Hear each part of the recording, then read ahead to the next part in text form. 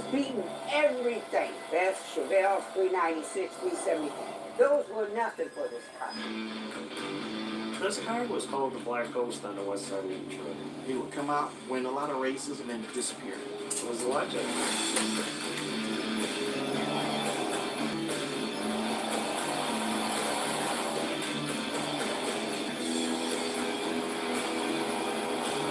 This is a very rare car, made in 1970 only. It's one of 22 4-speed Hyundai Challenger RTSCs, but to be triple black with a gator drain, the best options you can get. It's the ultimate.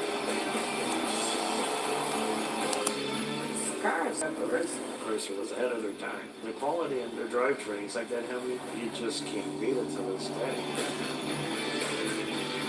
My dad's always been the type of person that he likes the best. He knew he wanted the best. He ordered it. This car was the king of the street in those days. Nobody really knew who owned it. He would just cruise up and down, and guys would pull up to you, and if you beat the guy first, second, third to the next light, you were the winner. But Godfrey never stops. I talked to so many people that heard about the mystery car, all these wonderful stories. That's when I figured out I need to know what's special about this car.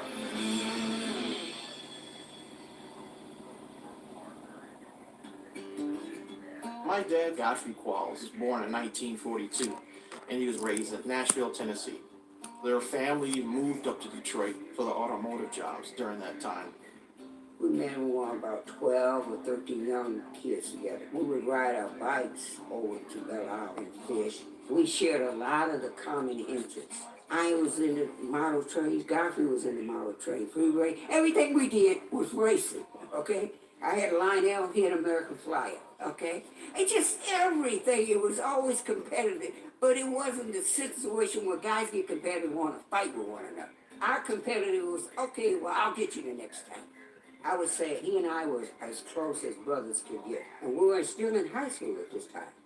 We lived in an area where there was a lot of drugs, where there was a lot of crime, but none of us did that. We were local kids, didn't get into trouble, but we got into racing, over-track racing, and drag racing. We had a special spot in Detroit where we would race, and the police didn't bother us. It was just drag races. On Woodward, they would run light to light, and then sometimes they would take it to the back streets, and that's when they took it real serious. A full quarter-mile race. Our street that I grew up on the far west side of Detroit, they'd come by your house and do a burnout. That was like calling you out. And they'd all go down the street, me and the kids in the neighborhood. We'd drive our Schwinn's and run down there and watch them drag race till like 2 in the morning. It was a way of releasing, it's a way of entertainment. It was a way to see what the car could really do.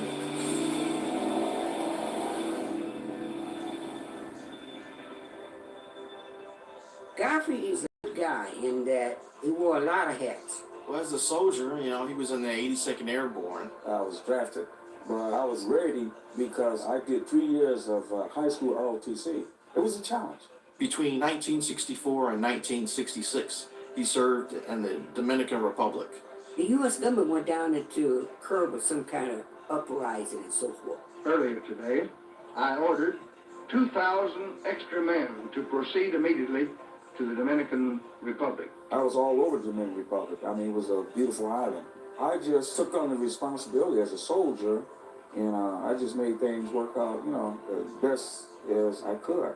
I was shot at many times. As a matter of fact, we were attacked by an old airplane, old P-38, and my buddies and I had to run through a fence to get out of the way from the bullets. One time they were at a safe zone. It was supposed to have been safe zone. Someone threw a hand grenade at us. It exploded, and I was wounded, and so was one of my buddies. He still has fragmentation in his body from the grenade. That's what he got the Purple Heart for.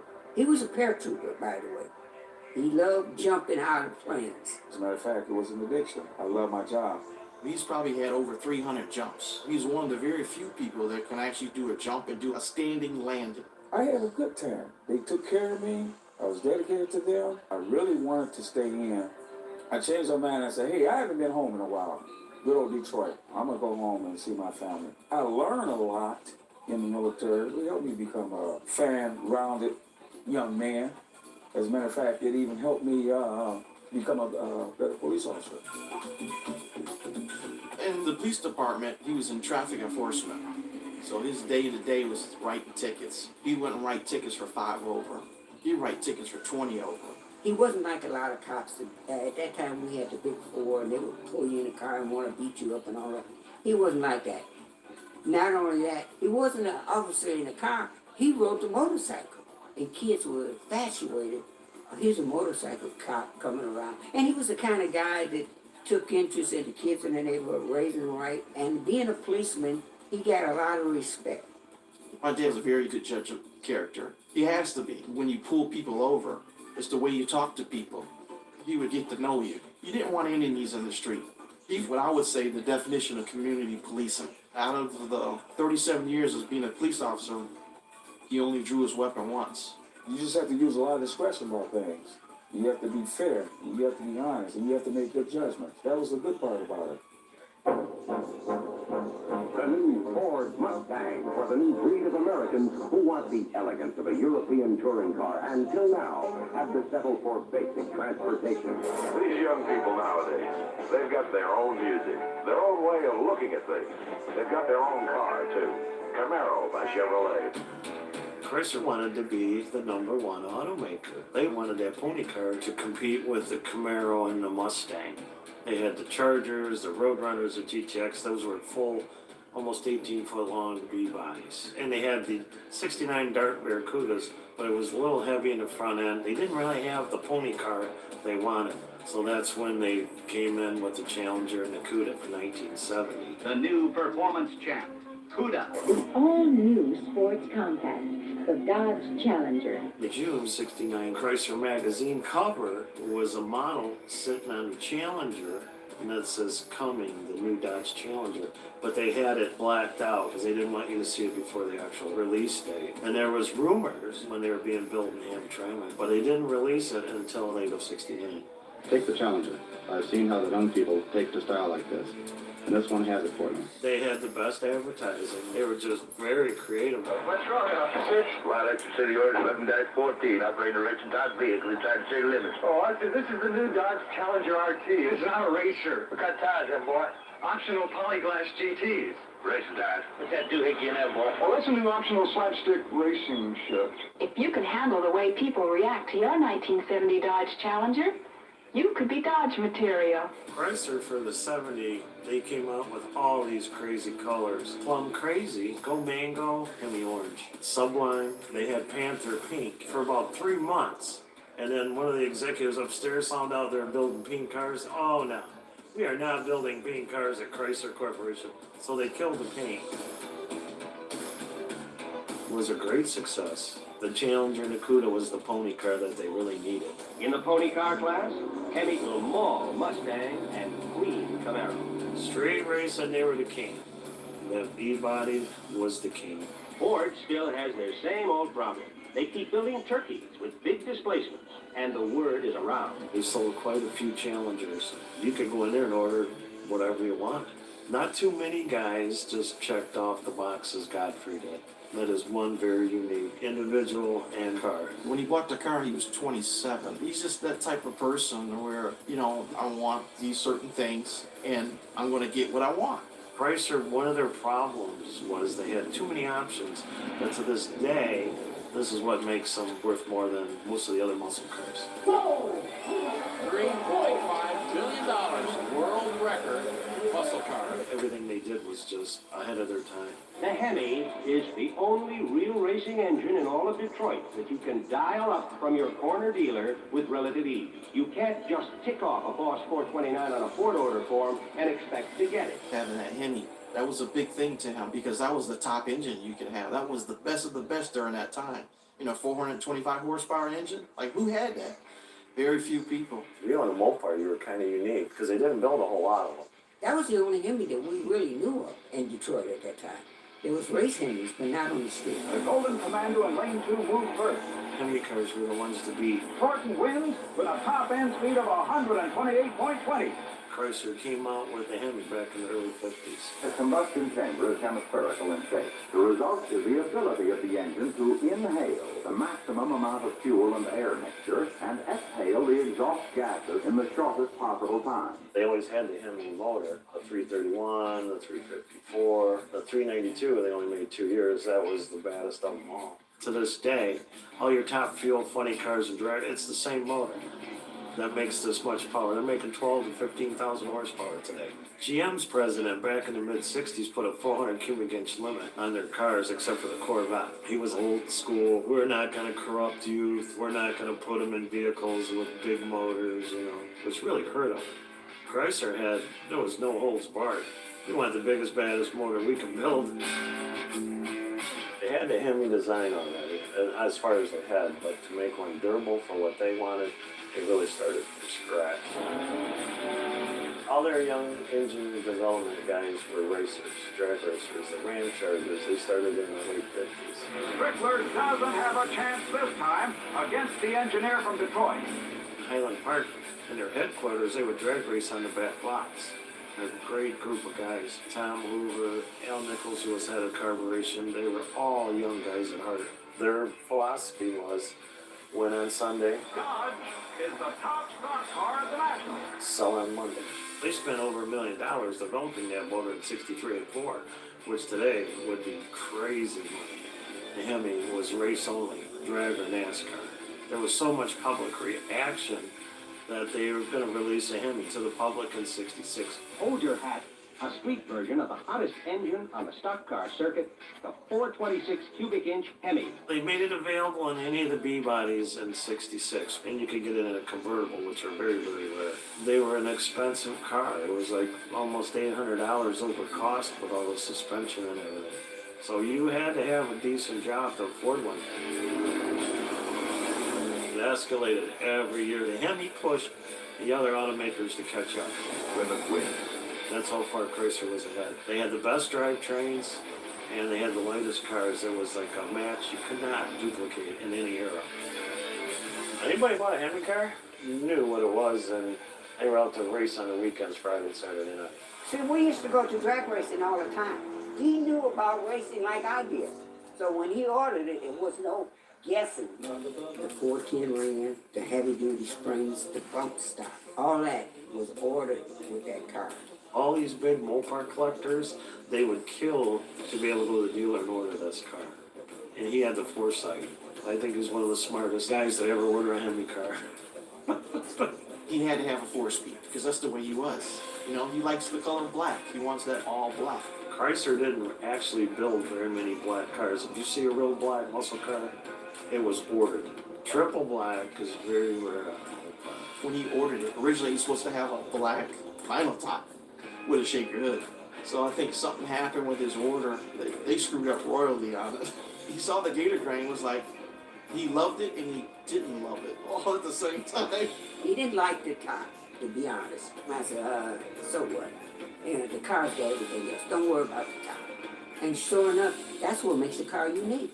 And he likes little luxury, so he wanted the SE options that he checked. He wanted the finer details on the car and a nicer trim package. The SE package is phenomenal. You got all the chrome moldings, the trim in the lower valance, below the bumper, on top of the door, the belt line, all that stuff. And the overhead console. You got the small back window, they hit a fiberglass plug. He checked off rear defogger, white bumblebee stripe, the houndstooth interior. He got the Hurst shifter. He wanted the pop-up NASCAR style gas cap too. And he ordered the very rare locking gas cap. Wow.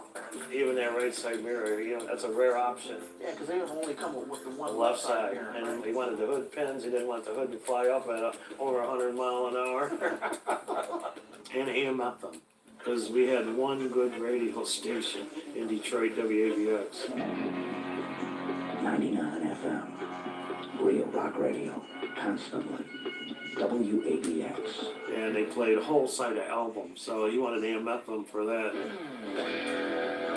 I would have loved to have been there with that salesman, and he was just checking this, I want this, I want this. The night he got it, he said, hey, Kurt, come on over here, I got something to show you. He didn't tell me he had got the car. And I was really surprised, you know. It was on a cold night, but I said, hey, let's wait. The weather's gonna warm up. We'll see what the big boy can do. It came to life when May and June come. That car was a terror on the street. That car made a name for itself.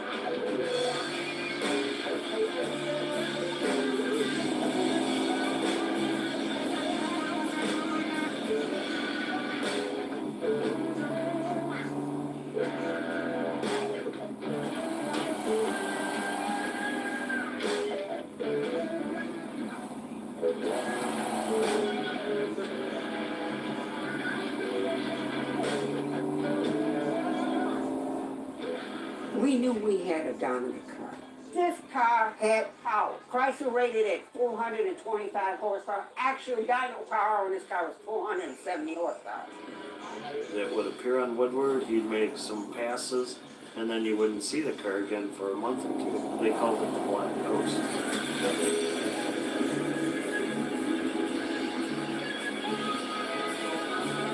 That just traveled all around. Everybody knew the car existed, but nobody hardly saw it. They heard, oh yeah, I got beat by that Black Heaven Challenger. Our neighbor, they bought a 427 Corvette aluminum head motor, and then they stuffed it in this brand new Camaro, strictly to be the fastest king on Woodward and look for the baddest Hemi car that they heard of, which was the Black Ghost. In the summertime, we would race cars. That was it. Yeah, he knew how to drive it, that's for sure. GQ the street racer? I don't know much about that. My dad kind of didn't tell me about that part, but from what I know, he would go to the street called Stucker. Stucker is a street in Detroit that the police didn't bother you because it was an industrial area. There were no houses, no cross street, and we had a full quarter mile and stopping area. We had it all marked off. We had a flag man and everything. We raced together with that car. I'm on the passenger seat, he's driving. He wanted to show that he was the baddest cat around, okay? And I was his sidekick. We had a gentleman from West Bloomfield that had a vet, was terrorizing everybody. I said, Gotham, we cannot play around with this guy. This guy's got as much power as you do, and he's lighter. I said, the thing that you got over him is the 410. Bring in. A 410 axle digs out faster than a 323 because you get more engine turn. You get him off the line, it's a done deal. And that's when we put the slicks on it, because I used to race too. I said, we'll put the slicks on this car. So we won't be spinning, and he's spinning. When the flagman dropped his hand, we was gone. We were gone. I said, Gotham, shift this car when I holler. And I was telling him, shift, man, shift this car. We won it. The guy with the Corvette actually wanted to come back, and they raced another time. Boom, we pulled out the hole again, beat him again. We hollered and screamed, yes, yes, yes. We were just excited. Jubilation is flowing out of us. You know what I mean? Two little boys from east side of Detroit beat the rich guy. So it was a good feeling. I mean, we were hollering and screaming, and everybody was happy for us. That car, it was like second home to me. It requires discipline. You got to work on that car. That becomes your main interest. That keeps you out of trouble. It also makes your mind sharp because you got to think about what you're doing. Well, if I do this, will it make it faster or will it slower? So it's a thinking man's game too. And that's the thing I liked about Garfield. He would think about things and we talk about it. I don't think that car ever lost a street race. I think he liked the thrill. You know, you can imagine a man jumping out of airplanes and getting a rush.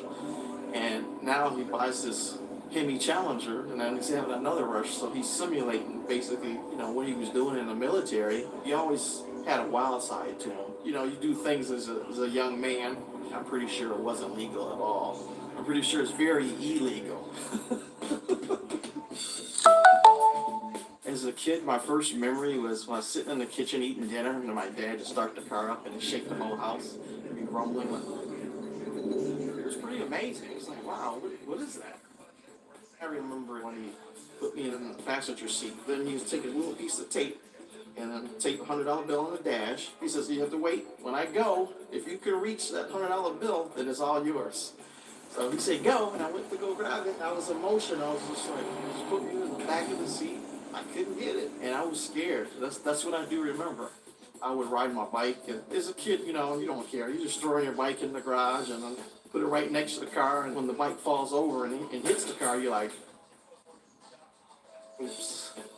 And then you hope your dad didn't see it. I really wish, thinking about that time, that I didn't do that, but, you know, things happen, and it's part of the car's story and history now. I had a very good relationship with my father. I mean, I probably had the best relationship a son could have with his father. He supported me in a lot of the things that I did. I used to race RC cars. He helped me tune the car and set the motor. He spotted the car for me. I used to win a lot of races, and he'd cheer me on. And I used to lose a lot of races, but he would just tell me, he says, you know what, don't worry about it. You know, just get back on track. We had a lot of good times together.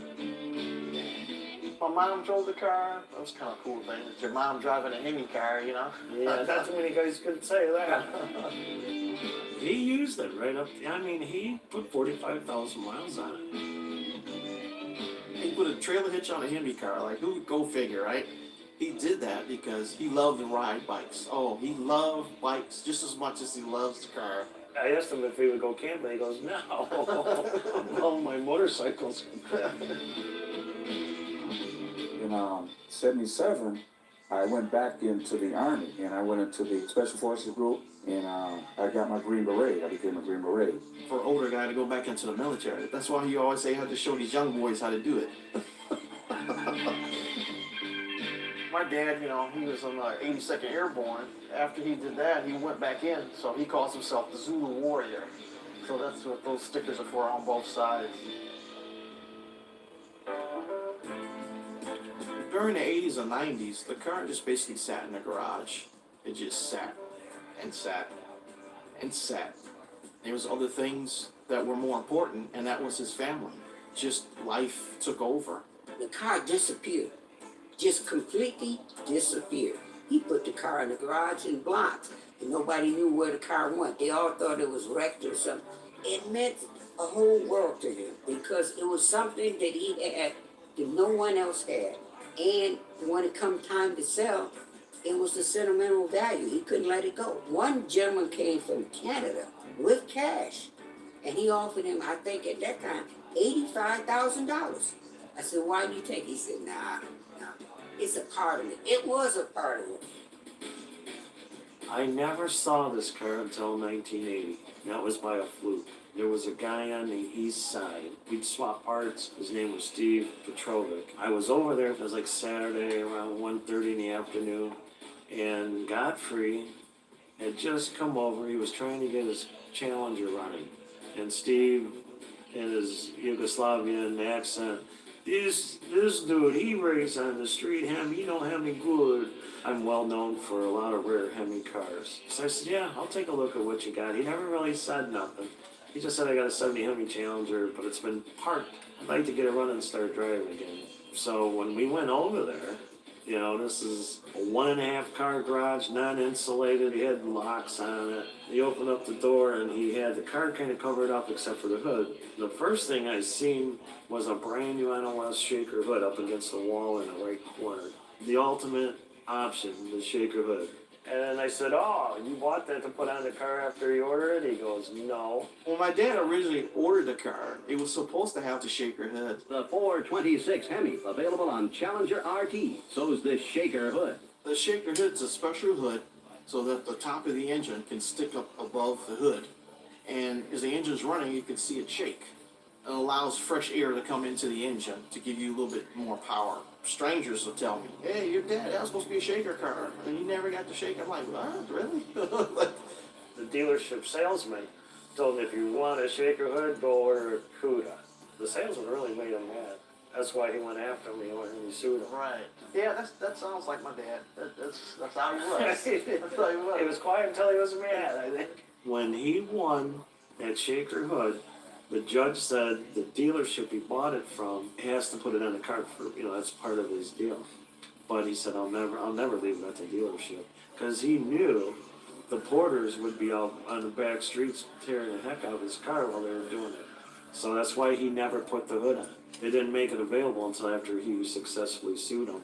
So April 15th of 70, they sent a memo to dealers that Shaker Hood is now available. This car has significance to any Chrysler enthusiast. The Challenger Shaker Hood became available in late of 70 was because of Godfrey in this car. The first thing I says, how much you want for the Shaker? He goes, nope, I can't sell it.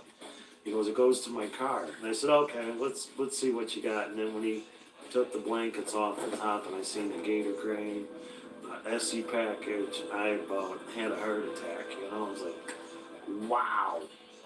I just said, where did you get this car? He goes, I special ordered it. This is my baby. He said, I used to go up on Woodward once in a while, and I'd run a few guys, and then I'd come home. It's all sinking in that this is the coast. This is the legend, and here I am looking at it. Everybody on the west side, the east side, to this day, they're still talking about this car. It was just phenomenal that after all these years, here is the Black Ghost. You know? He couldn't get it running. It was getting no spark.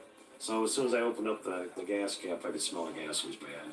So I said, well, we can't use that. You're going to have full tank, and we're going to have to clean it or maybe get a new tank and sending unit. But instead I said we can just run a rubber hose into a gas can off the fuel pump. But when I took the distributor cap off, it was all corroded bad from sitting in this garage. I said, well, Godfrey, I'll take the distributor home, clean it, I'll set the dual points.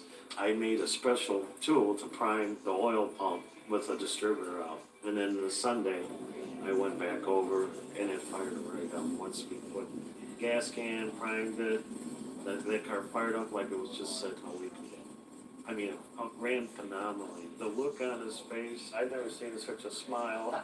He was like, my baby lived. I stayed in touch with him for quite a few years, but I was still living in Detroit. Last time I talked to him was 1990, but he never drove the car after that Sunday we had it running. When we first had Gregory, my son, my dad was very excited. He was very proud of us. During that time, I needed a babysitter. So we would drop little Gregory off to my dad, and he would hang with him all day long. My dad would take him everywhere he went. He called him his little road dog because he's always hanging with him. It was a good moment for me. Now my son gets the chance to spend time with my dad like I did. One time in around 2014, he called me over and said, hey, son, why don't you come over and have a beer with me? He says, okay, we're going to go in the garage. And I said, okay, Dad, we're going to the garage. We want to talk about something? He starts uncovering the car. He didn't really say much. And I looked at it and I said, wow, you know, this is a nice car. The more I start looking at the car, the more interest I start building in the car. And I said, you know what, Dad, this car's so dusty. Let's just clean it up. And we did that together. And we just wiped down the car, and it was a pretty good experience, you know. I didn't know at that time. I think he was trying to tell me that he was sick. He had prostate cancer. He got it in 2008. Then he had the surgery, and it went to remission. So we thought, you know, thinking, oh, my dad's going to be around for a while. The doctor said he was, you know, thinking, okay, he got over that, yay. And it came back, and it metastasized into bone cancer. And then, you know, things start going downhill from there. I went to go visit my dad in the hospital. It was around December 21st. He said, son, I'm going to draw you a map because it's hard for me to explain, and I want you to go follow this map and get the envelope for me. And I want you to bring it up to the hospital tomorrow. The next day, I go back to the house, and I follow his little map, and then I found his envelope. So I get to the hospital, and he opens up the envelope, and it's all the paperwork for the car. And he just signed the title right there and gave me the title. It almost put me in tears because I never wanted the car that way. As he hands me the title to the car, he says, don't give my car away. That's exactly how he said it. That's what he said. My dad passed Christmas Eve of 2015. I knew he wanted the funeral to be small. I said, there's no way, because he touched so many people's lives, and we had so many people there just to say thank you. He did this for me. He did that for me. He'll take his shirt off and give it to you. That's the type of person he was. His spirit That's what I miss the most. You know, that yeah, we can do it. You know, he is my hero to me.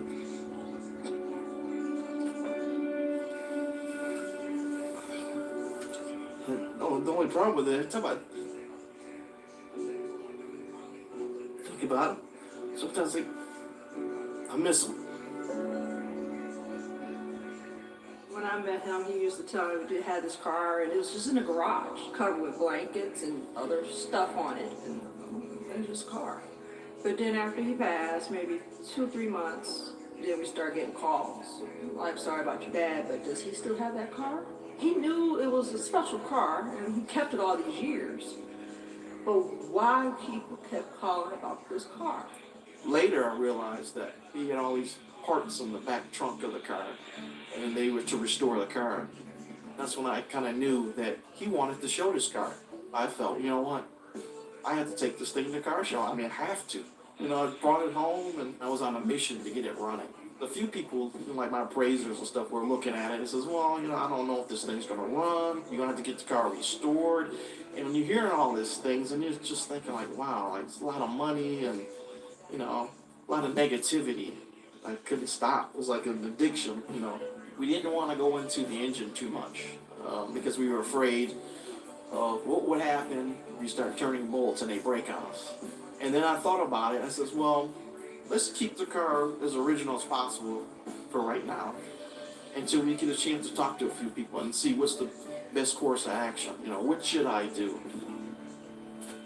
I figured all these years, you know, somebody got it, but the guy had never seen the car pop up until about 40 years ago. And a guy that I grew up with in Detroit calls me up wanting a Hemi dual point distributor for a 70 Challenger.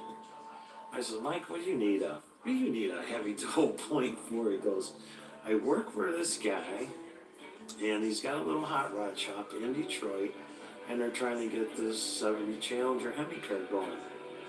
I says, in Detroit? He goes, yeah. I says, is this a triple black, RTSE Gator grain, 45,000 original miles, 4-speed houndstooth, loaded? He was like quiet for a minute. He goes, yeah, how do you know? I says, I know the owner. I said, give him my phone number and have him call me. He goes, well, I'm sad to say that he passed away. His son has it, and they wanted to get it running. I says, tell him, please, let me see the car before they touch it. This car is very rare and original. So it took about a week and a half for them to warm up to me, but when Mike told them I knew the car and I knew his dad, you know, I got reacquainted with the Black Ghost. Now I know how to smile he has. I was like, now I'm getting goosebumps. You know, this is it to me. This car is the coolest car that I've ever been associated with and had the luck to work on. So we put fresh plugs in it, fresh wires, and now it's time, the moment of truth. Will it start up? It's been sitting for 37 years. We'll see what happens. All right. Probably the first 3 or 4 tries, it didn't want to start. We had nothing. It's just like, oh.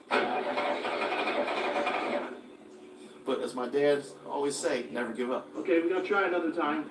This is our, what, 5th time? And eventually, we turned the key, and it started right up.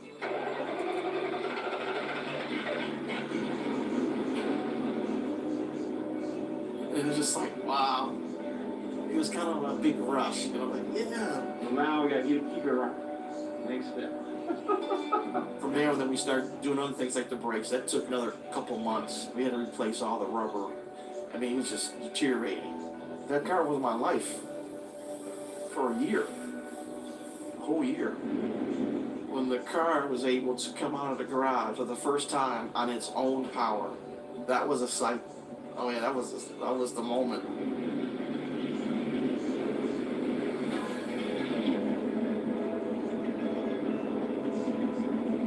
I was just like, yes, Dad, I did it. You know, but we did it. We got it on the road for the first time. I said, Greggy, come on, get in the car. I would take it for a spin, a ride. Hello, we're the 1970 Dodge Hemi Challenger 427. You just have a good old the time. He spent like 30 minutes out on the road doing 25 miles an hour, you know, cruising.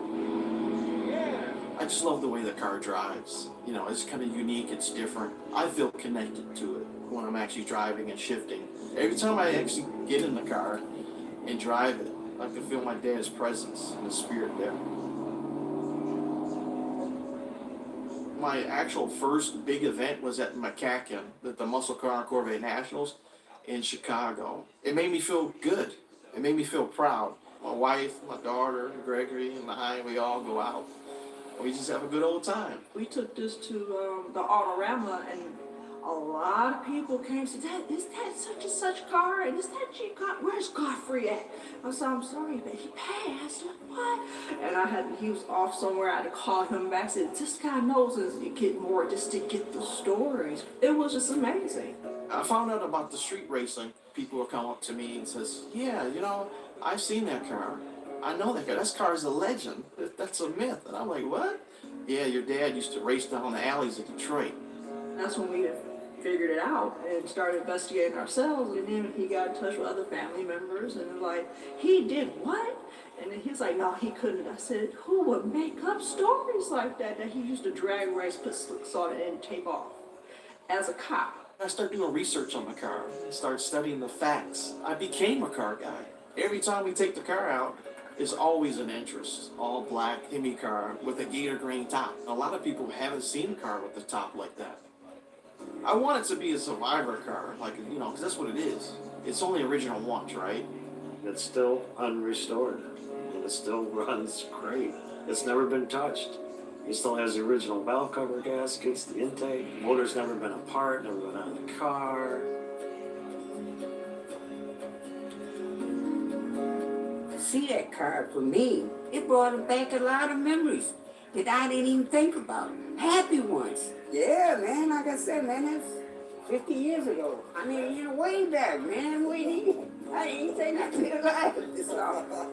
And with Godfrey and his son, it's very touching to me too, because I've seen it from day one.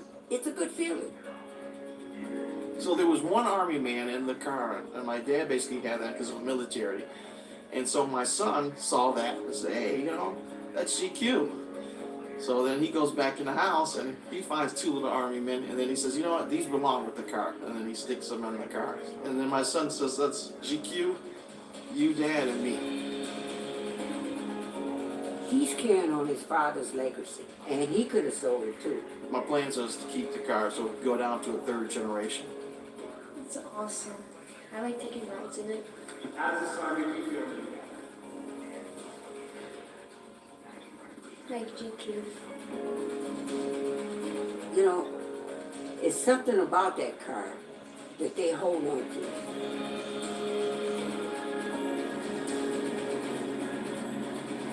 I think my dad would be proud. I think he'd be smiling down on us from cheek to cheek.